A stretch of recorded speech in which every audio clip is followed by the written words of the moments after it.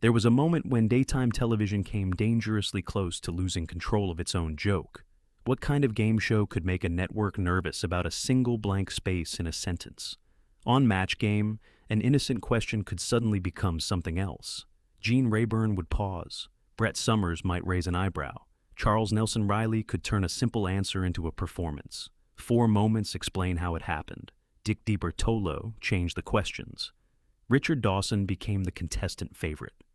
The star wheel was built to spread the attention around, only to land on Dawson the first time it was used.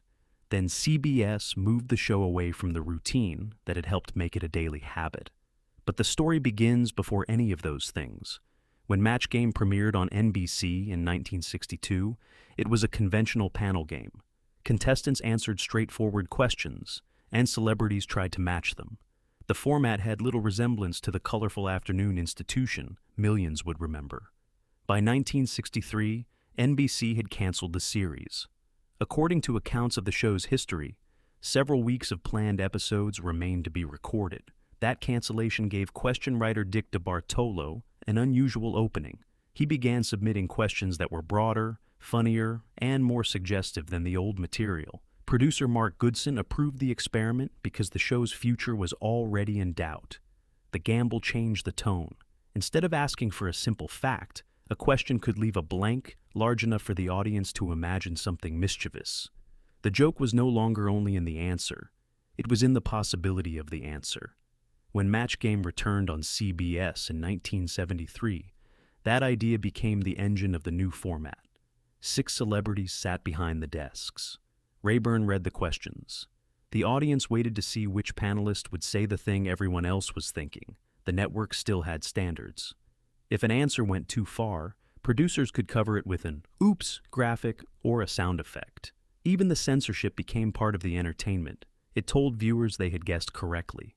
Gene Rayburn understood the timing. His pauses became part of the joke, while Somers and Reilly supplied the personalities that made the format feel less like a game and more like a gathering of eccentric friends. Then Richard Dawson began changing the balance of the show. He would become so popular with contestants that producers had to confront a problem no question could solve. Dawson became the person contestants most often wanted for the head-to-head match in the Supermatch bonus round. His ability to anticipate the answer contestants were likely to give made him unusually valuable in a game built around matching. The problem was not simply that contestants liked him. The problem was that the rest of the panel was beginning to lose the opportunity to play. In 1975, producers tried a small correction. A rule prevented a returning contestant from choosing the same celebrity again for the head-to-head match. According to episode histories, that rule lasted about 6 weeks before it was abandoned. Dawson remained the favorite. The failed experiment revealed something important. Producers could change a rule, but they could not easily change what viewers and contestants had already decided they wanted. And now, the producers were about to try something far more drastic. They would build a machine specifically to take Dawson out of the contestants' hands. In 1978, the star wheel arrived.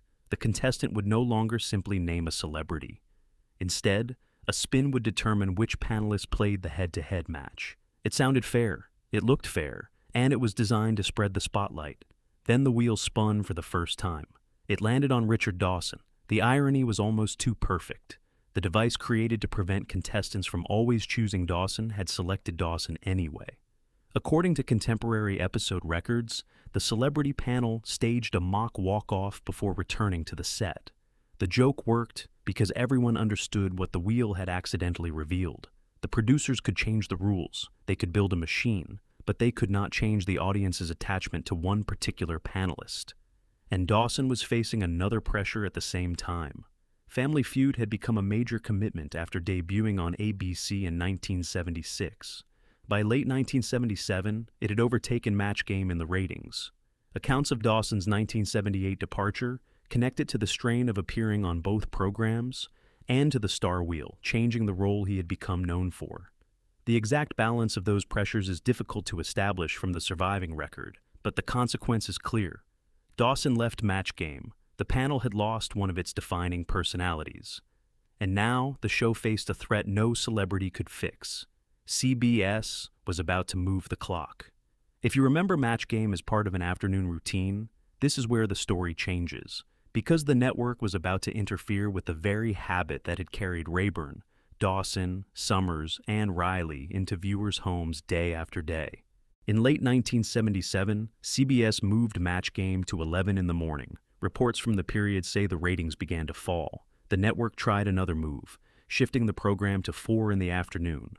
On paper, that might have looked like a return to an afternoon hour, but the television landscape had changed. Many local stations were already using that late afternoon slot for local or syndicated programming, leaving the network show vulnerable to preemption.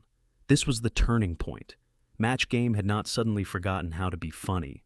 Rayburn was still Rayburn, Summers was still Summers, Reilly was still Reilly. But the audience's routine had been disrupted. The CBS daytime run ended in April of 1979. The format continued in first-run syndication afterward, but the particular daily ritual that made the CBS version so memorable was gone. Look at what had happened.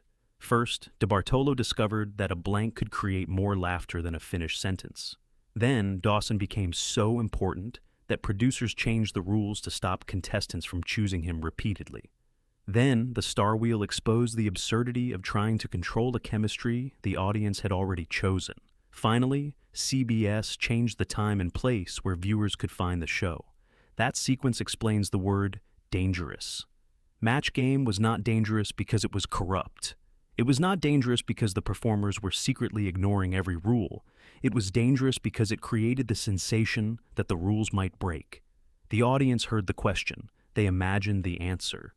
Rayburn paused, a celebrity answered, and sometimes an oops appeared, because the network had decided the audience had heard enough. That was the magic.